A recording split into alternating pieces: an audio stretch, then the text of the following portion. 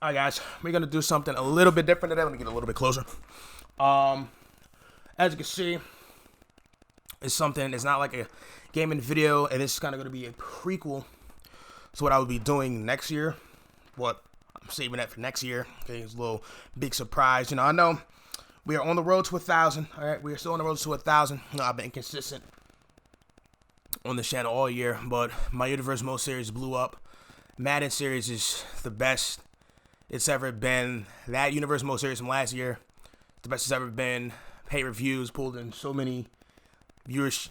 So I appreciate you guys for that. And we are going to do big things in 2020.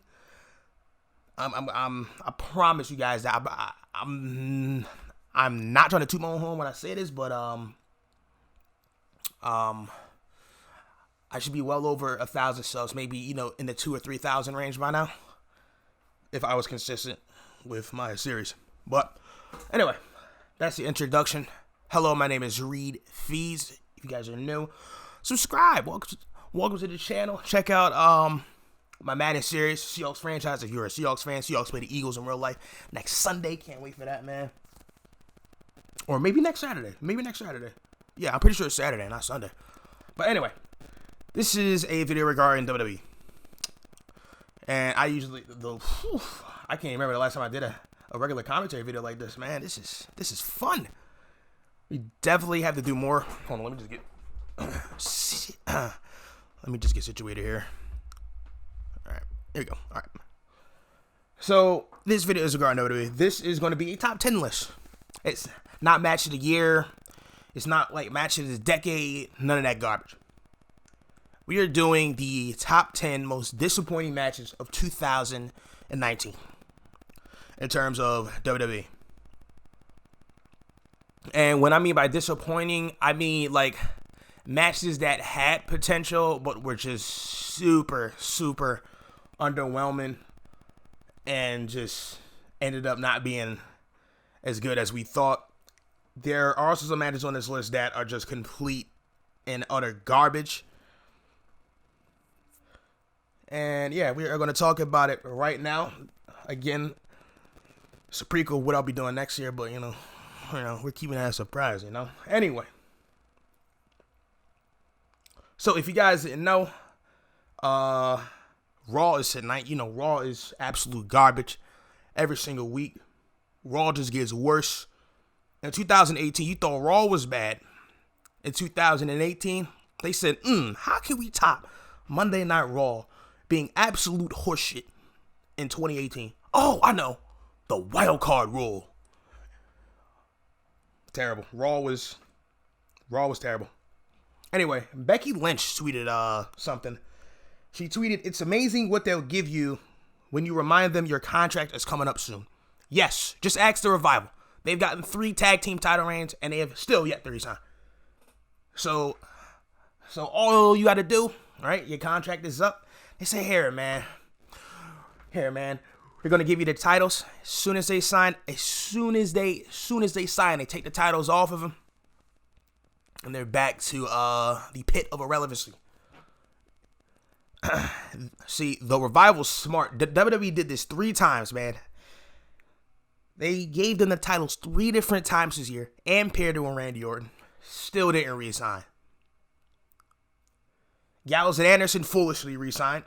AJ Styles actually helped them re-sign. He said, look, I'm not going to re-sign until you re-sign these guys. And then they made this thing called the OC, which is super underwhelming. Now, it was like good for about 2-3 weeks. Styles, he got the United States title, but how important was that? I mean, his matches versus Ricochet were also not like super underwhelming, but it's not living up to the hype. You are giving me AJ Styles versus Ricochet. You mean to tell me you can't put these guys in a match for the championship for at least 25 minutes and let them burn the house down? Nah, can't do that, man. It's not allowed on the main roster. Anyway, we are 5 minutes into the video, and I am just ranting right now. I'm sorry. Anyway, I'm going to get into this. Becky Lynch's contract is coming up soon. But, she's already the champion. And she's a top star. So I'm sure she's going to re-sign. And then maybe they'll take the belt off her. Because, like, who does she have to face next, huh? Yeah, you have Asuka. Asuka, honestly, might be the last, like, opponent. So, like, I can honestly see her dropping the title to Asuka at the Rumble.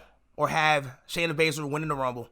And have Baszler take the belt off Becky. Or maybe Becky just says, F this, I'm not resigning, and goes to AEW. I hope not. AEW is, it's not all what it was set out to be. Anyway, let's get to this top 10 list. We have 6 minutes to this video already. My bad. All right. Number 10, Ember Moon versus Bayley, SummerSlam. Now, this match didn't have any build to begin with. Bayley was the SmackDown Women's Champion. She cashed in on Charlotte. After Charlotte took the, like, Charlotte, see, this is, this whole thing with the women's division is just so confusing. Because Charlotte, like, she beat Becky, right? She won the title. Cool. Bayley won Money in the Bank earlier, which was honestly probably one of the biggest shocks of the year because I was expecting her to win. Bayley comes out, beats Charlotte, takes the title off of Charlotte, and now Bayley's the SmackDown Women's Champion. Fast forward to SummerSlam, and this Ember Moon versus Bayley build really didn't. This whole like entire pay-per-view didn't really have any build towards it. It was just like 3-week build, and then I'm pretty sure that reunion show came in the middle of the SummerSlam build, so that just killed everything. The wild card rule, all that trash, just intertwined with each other. So Bayley was pretty much like, all right, listen, I want to choose my opponent, and then she chose Ember Moon, and then they had a match, and then the match was underwhelming, very underwhelming. If this was NXT, they would have burnt the house down. Bayley and Ember Moon, they would have burnt the house down if this was NXT. So no build equals no intrigue equals underwhelming match. Anyway, number 9, Kofi Kingston, Brock Lesnar. 5 seconds. That's all I have to say about this. 5 seconds. Kofi Kingston, all that build to get him to the WWE title, which was great, man. It was just great. The men's Elimination Chambers match was fantastic. Fantastic. Kofi with all these gauntlet matches. That's one of the things I didn't like, the gauntlet matches. All right, cool. He lasted 1 hour, right, in one gauntlet match, which was supposed to be, Ali's spot. But, he was, hurt. He got his eye socket stumped out by freaking Randy Orton. You build him up to be this underdog. Takes the title off Daniel Bryan. He has a okay run. It was an okay run as champion. Right? You haven't beat Orton. You haven't beat Ziggler. You haven't beat Owens. And then Brock Lesnar comes on the debut episode of SmackDown. And this guy just gets beat in 5 seconds. 5 seconds. And notice that they haven't even thought about building him up towards a rematch or nothing. Nothing came after that. Nothing came after that. So this is just telling me that they couldn't wait to get the title off this guy. Because look at him now. Smack right back to the tag team. They put him right back in the tag division. Now, granted, Xavier Woods is hurt, but they didn't even think about this guy after he lost the title. No, promo. No, I'm going to build myself up to, become champion again. No. Brock Lesnar's your champion. And he has one title defense, and that was in a shitty pay-per-view called Super Showdown.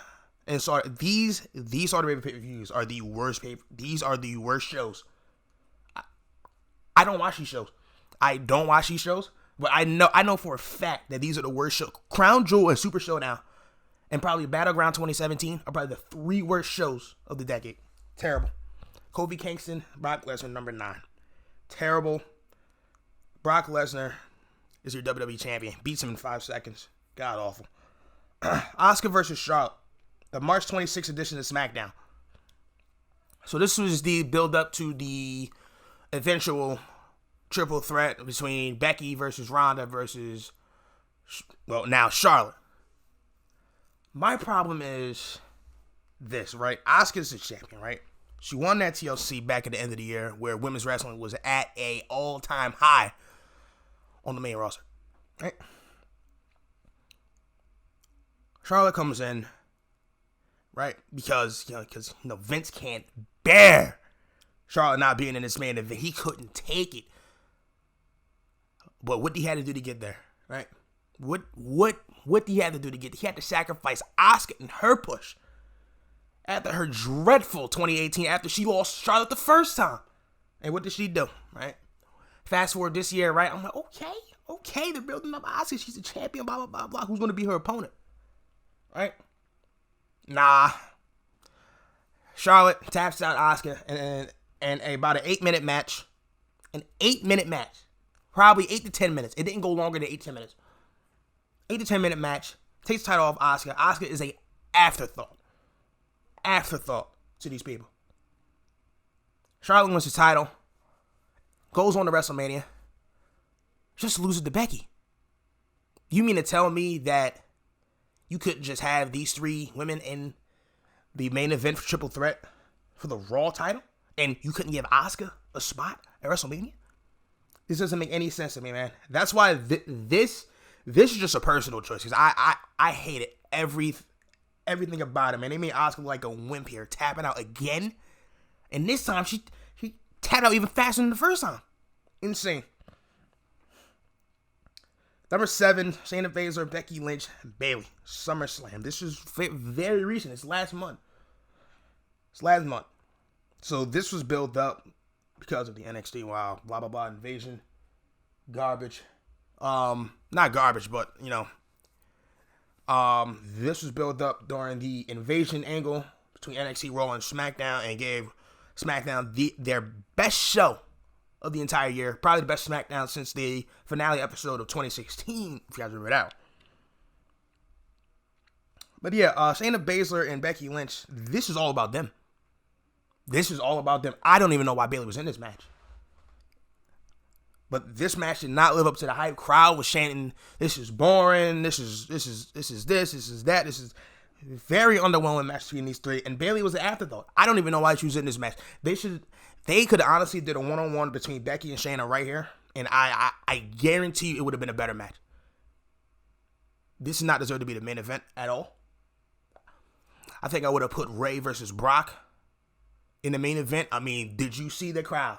I mean, we're talking double 619s. We're talking Ray jumping off the top, Dom jumping off the top, double stack cover. Crowd went ballistic. Crowd went insane. But nah, Shayna Baszler, Becky, Bayley. I mean, this match, it never took off. It just never took off. Bayley was, again, completely out of the equation. This match is built around Shayna and Becky. And Shayna won, right? Of course, Bayley had to tap out because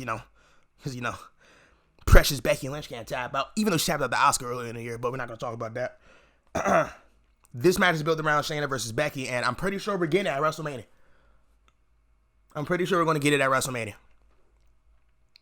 So, at the end of this match, Becky attacks both. I think she attacked Baszler, and then she jumped off the barricade through the announce table onto Baszler, and that's what ended the show. And then technically not end the show, but they went directly into no. Oh, I'm so sorry. I'm thinking about the TLC ending. My bad. Where Reigns and Baron Corbin was fighting in the crowd after the women's TLC match. That's what I'm thinking about. Never mind. On to the next one. Number 6, Triple H versus Batista, WrestleMania 34. The only thing about this match, the only good thing about this match was the entrances. And Triple H's entrance was was probably his worst of his WrestleMania entrances. Also very long.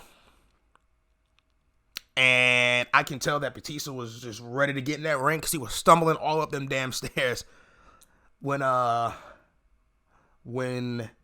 he was making his entrance. So he was just clearly excited to be back. But the build up to this match, the give me what you want thing, blah, blah, blah, blah, blah. Yeah, cool. That is very cool and all, but the match itself, it went way too long. Like the first 5 minutes where I think it was Triple H. He had like these pliers, and then he yanked out Batista's nose ring. It was, that made me cringe a little bit, because not gonna lie, that made me cringe a little bit. But the overall match itself went way too long. It didn't feel like the final match between these two. I think we're probably going to get another one. But if that's how Batista's going to end, then I don't know. The match was super underwhelming and honestly boring at parts. Crowd was not into it at all. Silent. The whole second half of WrestleMania was just not good at all. Anyway, I'm going to take a short break because I think my computer is messing up. So we'll be right back. All right, never mind. My computer is A-okay. We're good to go. I thought that the recording stopped, and I was just talking bullshit for the last 3 minutes. All right. What are we on? We're on number 5. AJ Styles, Daniel Bryan. Oh, man. And this match got ruined because of placement. The crowd was hot. Crowd was sizzling hot after Becky Lynch won the Rumble. She filled in for Lana, came in, won the Rumble, beat Charlotte. She's going to WrestleMania. Cool, everybody's hyped. Then they put this match right after that. Again, man, I truly feel like main roster just likes to sabotage these huge matches, man, because this should have been way better than what it was. Like, this is giving me Nakamura, AJ Styles vibes. Ooh, we don't talk about Nakamura, AJ Styles. We don't even talk about WrestleMania 34 as a whole. Most disappointing WrestleMania of all time. Anyway, AJ Styles and Bryan, these guys went 25 minutes. Right? That should be good, right? Especially for an AJ Styles and Bryan match. A match that we're getting, new, fresh, cool, all that stuff, right? Bryan took the title off AJ Styles on a random November episode of SmackDown, and it took everyone by storm. That's when he turned heel, built up this feud for the World Rumble. I'm pretty sure they had a match before this at TLC, maybe, if I'm not mistaken. But Styles, Bryan just didn't get out of first gear. It was in a bad placement. I know how these guys work, man. These are two of the best wrestlers in the entire world. Gave him 25 minutes, didn't live up to it, and I think it was just because of bad placement. I think if these guys had bad placement and they had the freedom to just go out there and do what AJ Styles and Daniel Bryan, what we know they can do, this would have been a classic. This probably would have been on everyone's top 10 list, matches of the year. Come the end of it. Number 4, Ruby Riott, Rhonda. Jesus Christ. Ronda Rousey Elimination Chamber. I mean, there's not much to say about this match. Ronda Rousey, she came out as Sonya Blade. That's the only positive about this match. And Ruby Riott looked like an absolute clown. She looked like a jobber in this match. She looked like a jobber. She got beaten in about, what was it, like a minute and a half? We all know what Ruby Riott can do. Liv Morgan and Sarah Logan, not so much, but they're doing the repackage of Liv Morgan right now. Let's see how long that goes. But we all know what Ruby Riott can do. She is very talented in that ring. She had great matches against Asuka, Sasha Banks. He's fantastic. Takeover match with her TV match with Asuka for the title, the last woman standing. Whoo, fantastic. And then she just gets jobbed out to Ronda Rousey. I don't know why that had to happen. But this led into the next match, which I believe was Baron Corbin and Roman Reigns, or Baron Corbin versus somebody. And that match went, that match went oddly long. But this was very, very disappointing to see to see Ruby Riott get jobbed out like that. And it just wasn't. It was, nothing. It was. I think it was like a trying to think. What do you call those enhancement matches? That's what this looked like. An enhancement match. Unnecessary, unacceptable. Ruby Riott deserves better. Hope she comes back soon. Number 3, Goldberg vs. Undertaker. This match fucking sucked. This match sucked. Not this, yes, it is very disappointing to see these two guys go over 10 minutes. These guys didn't even go on 5 minutes. They were drained after 5 minutes, and that sweltering behind. I know. Listen, I know being a wrestler, bro, in that ring in Saudi Arabia, bro, it is like 1,000,000 degrees. These guys shouldn't be going on 5 minutes. This match should have been Goldberg spear, counter into the jackhammer, right? Taker counters the jackhammer, right? Choke slam, tombstone, exchange finishers. This literally should have been a signature finisher match, big move match. So tombstone, choke slam, Goldberg, jackhammer, spear, the last ride maybe, snake eyes.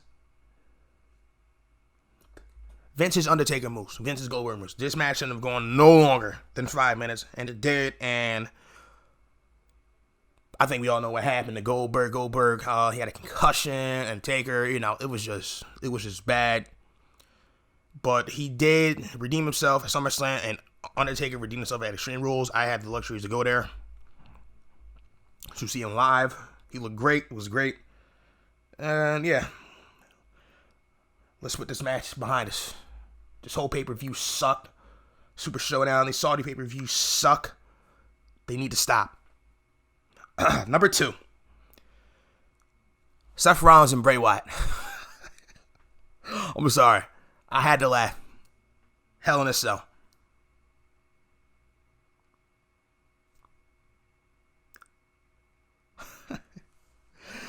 The logic and the booking behind this match was terrible. This is the worst Hell in a Cell match I've ever seen. This is the worst ending to a Hell in a Cell match I've ever seen. Whoever booked this match, whoever produced this match, I hope got fired. I really do hope they got fired the next day. The logic behind this match was terrible. Rollins and Wyatt, I think I was one of the people saying that Bray Wyatt, his character just went from 100% going into that match to 50. And if you didn't want to give Wyatt the title at Hell in a Cell, why book the fucking match? Why?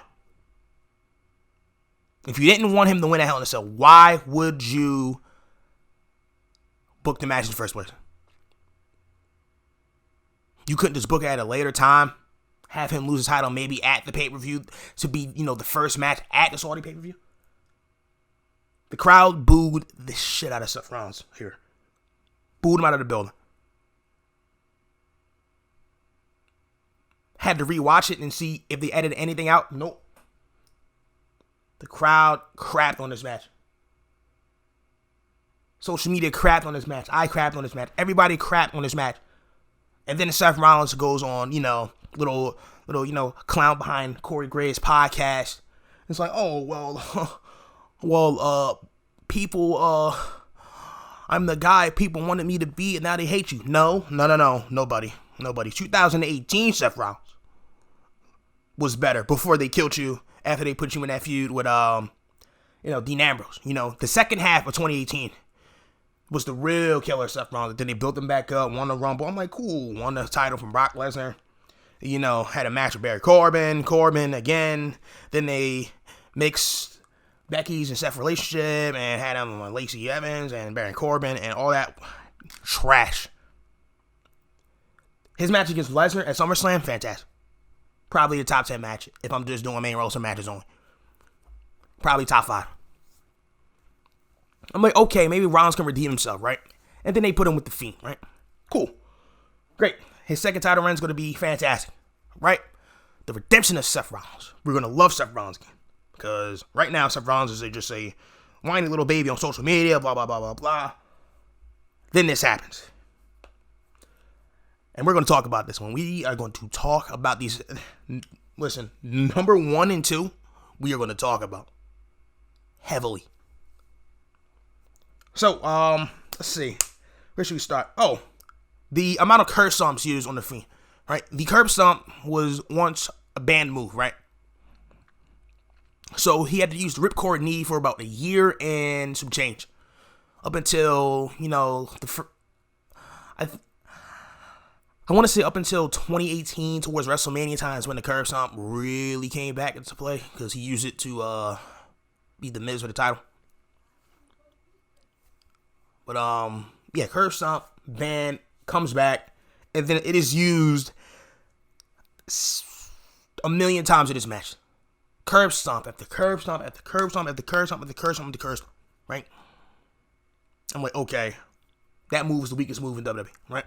Sister Abigail used it about 40 times. Outside, inside the ring, weak. Mandible Claw. Probably his, safe haven, right? So again, let's go to a lot behind this match. At one point in this match, Bray Wyatt pulls out a fucking mallet. A mallet. Right?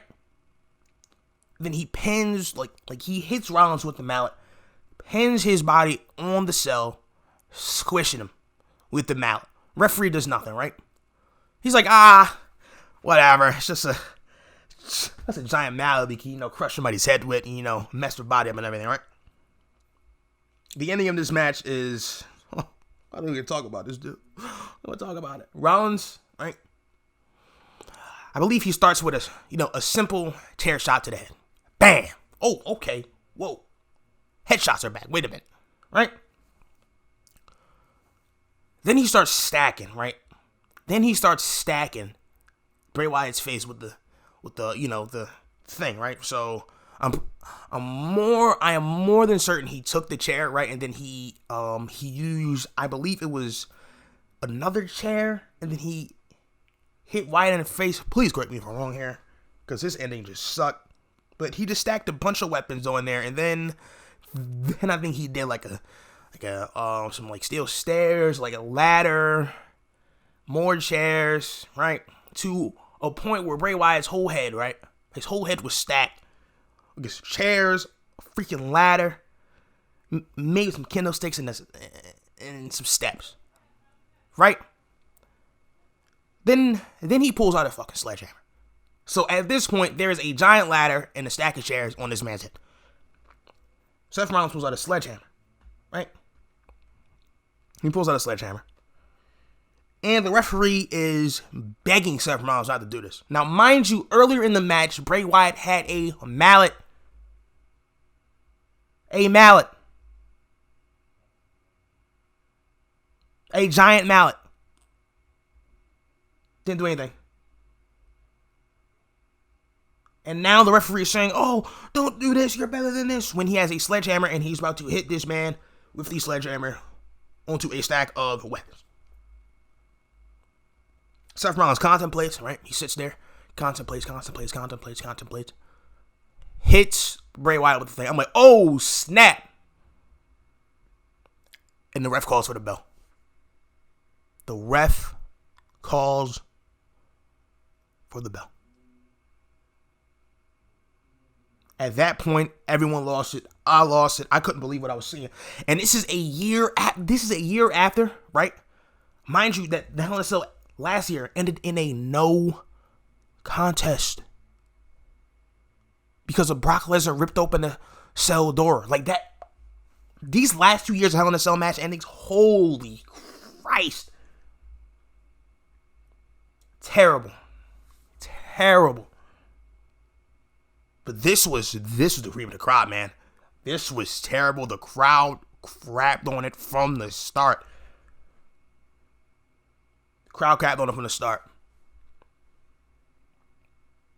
I couldn't believe what I was seeing.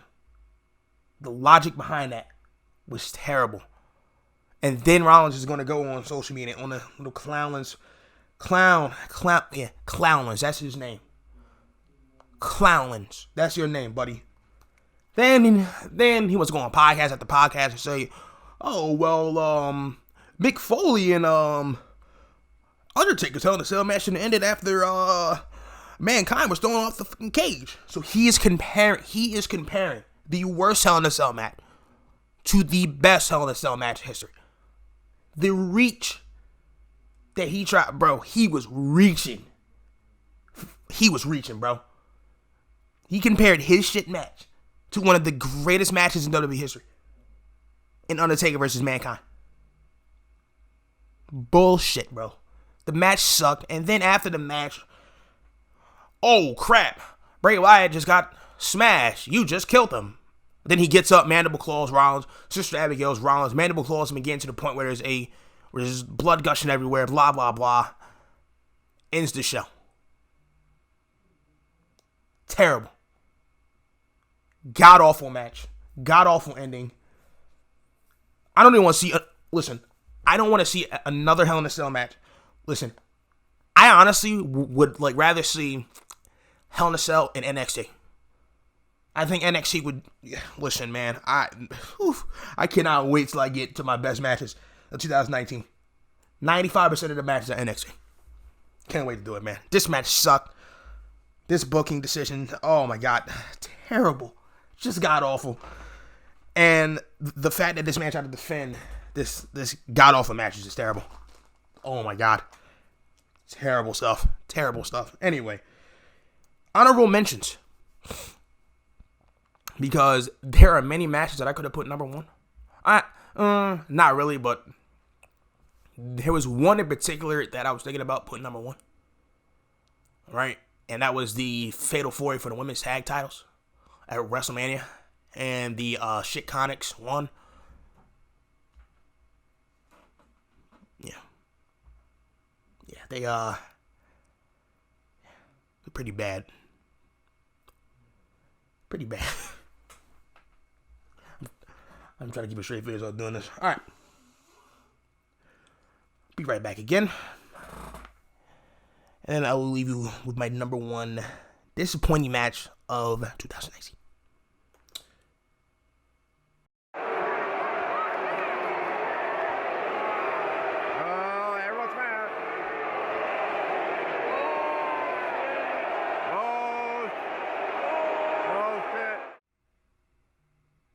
Okay, so I just played a clip of a fan reaction from the show. People were booing the crap out of this match. It was terrible. Again, terrible ending. They were chanting bullshit. They were chanting everything, man. I would love to be a fly on the wall to be in the back during this ending. Oh, dude, I would have loved to have been like one of the workers there, man. I would have loved to have been a fly on the wall, man. I would have loved to have been a fly on the wall. Anyway, number one most disappointing match of 2019 is, for me, this is just my list, my opinion, you know. You do not have to have the same list opinion.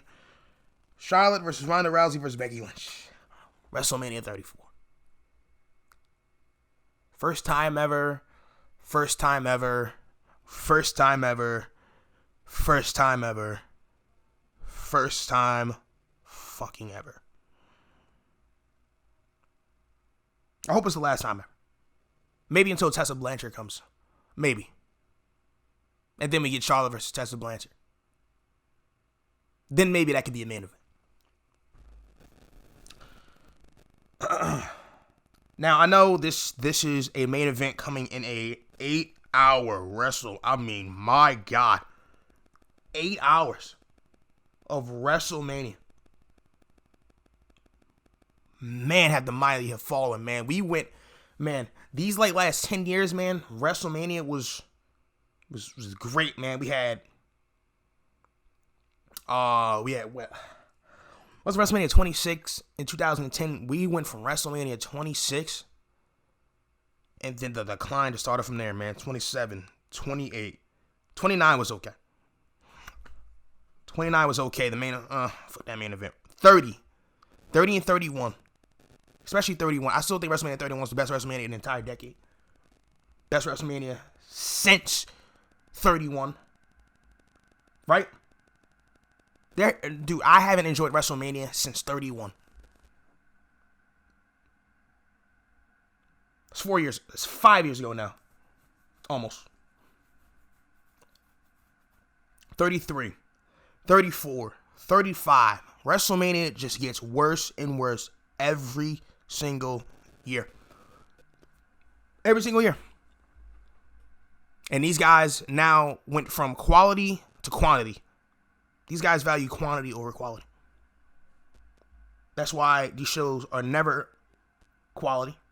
They are never quality shows. They're never A shows.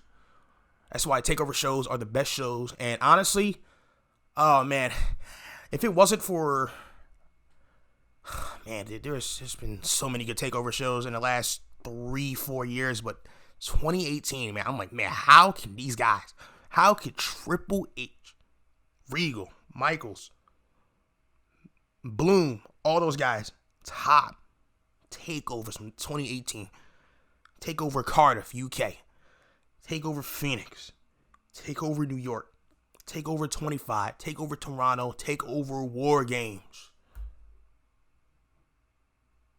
I can't tell you which one was the best one. I cannot tell you. Actually, no, I can't. Takeover New York is probably the best takeover they've ever put on ever. Takeover New York is probably the best takeover ever. I'm getting off the topic here. Point is, they value quality or quantity over quality. 17 matches. 3 of those matches were three of these 17 matches were introduced during the pre-show or before the pre-show, right? Hawkins and Ryder beat the Revival for the for the tag team titles in a match that was announced literally before the pre-show. This build it got off to a really good start. Like Becky winning the Rumble, Becky, getting her nose broken, Nia Jax sucks. And then of course, man, I told you, I tweeted this out, man. Look, guys, follow me on Twitter, man. I tweet a lot of these things out. I tweeted out, how long can they maintain Becky Lynch's momentum after this Rumble? I told you that they're going to kill or somehow decrease her momentum going into this show. The Royal Rumble after, the Raw after the Raw fallout after the Royal Rumble, when Ronda was going one-on-one with some member of the Riot Squad, beat her down, right? I'm pretty sure it was Ruby Riott in the rematch. I'm not sure. I'm pretty sure it was, though. Becky Lynch came out. Biggest pop I've ever heard for a women's wrestler. Biggest pop I've ever heard for a women's wrestler. Came out, man. The crowd was hot. I'm like, holy shit, we're going to get it. We are going to get it. Becky Lynch, Ronda Rousey, the fucking story is right there, man. Right there. But again, as I said, Vince couldn't fucking bear.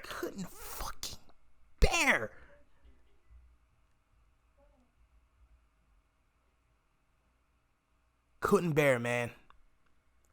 Couldn't bear Charlotte not being in that main event. Couldn't bear it. Couldn't do it. He says, I gotta find the way to get Charlotte in this main event. Whether it's I take the title off Asuka, or I know. Let's just spin Becky Lynch and put her in this god-awful angle where she's on a 60-day suspension and she can't make WrestleMania. Just for them to go one-on-one at Fastlane, just for Rousey to come out. Just for Rousey to cut out, right? Purposely DQ and Becky wins. Now she's in the match.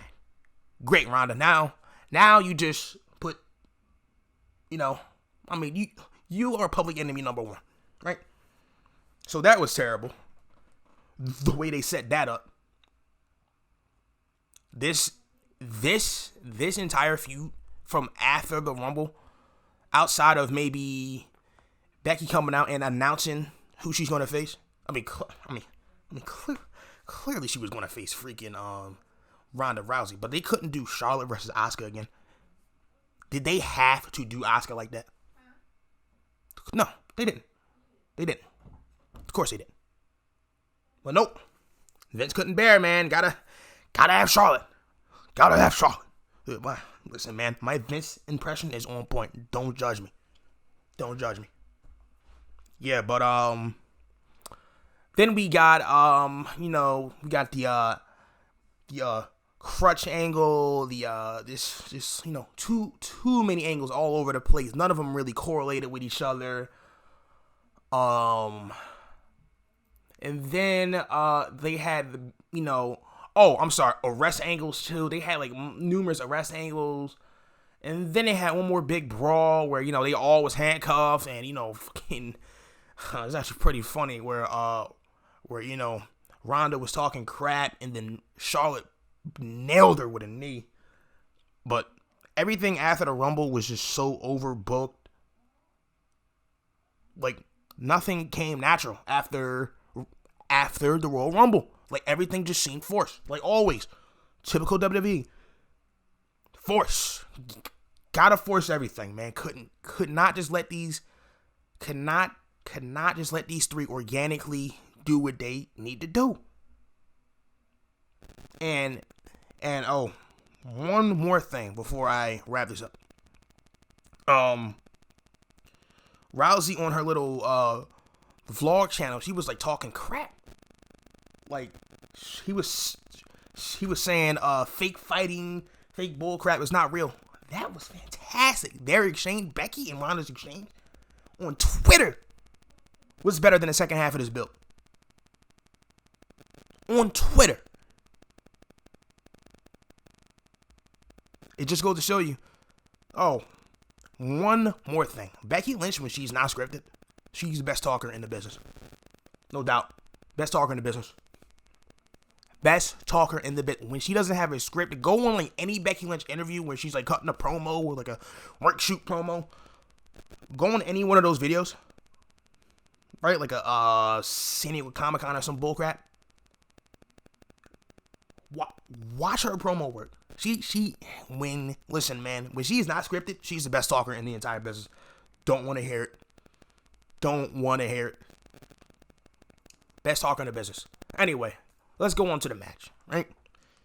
Charlotte comes out in a freaking helicopter, right? They cut immediately to the helicopter. I'm like, okay, Charlotte's going to come out first. And then they cut the Joan Jett. I'm like, oh, okay, so she's not coming out first. Okay, cool, Ronda's coming out. Cool, great. Right? Then Charlotte comes out. Right? I'm like, damn, I would have loved for like Charlotte to like land on the fucking stage with the helicopter. But, F it. Whatever. Cool. Whatever. Can't do that. Then Becky came out.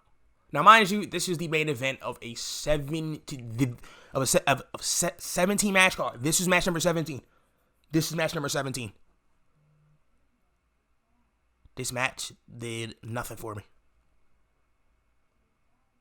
This match is the most disappointing match of 2019 for the simple fact of they built this up to be like so historic and, first time ever, agenda, blah, blah, blah, blah, and it didn't deliver. It didn't deliver. I don't give a shit if Becky Lynch won and, blah, blah, blah, blah. Cool, great, she won. Great. But now look at Becky Lynch. At the end of 2019, her momentum is, oh my God, at an all-time low. In my opinion. Outside of her match with Sasha Banks, she's not had one memorable match all year. Maybe Asuka. Asuka and Sasha Banks. That is before Mania and after Mania. In between, forget about it. Forget about it. Now, listen, man, don't get me wrong. I love Becky Lynch. I think she's great. She deserves to be champion.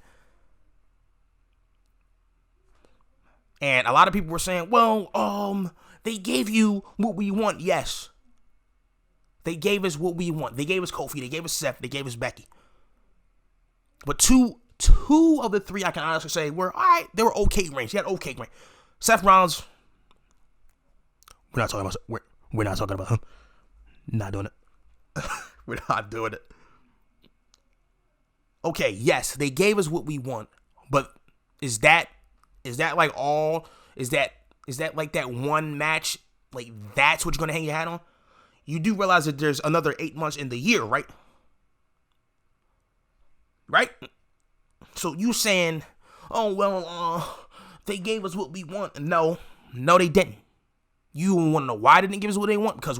Because what did they do in the aftermath? Huh?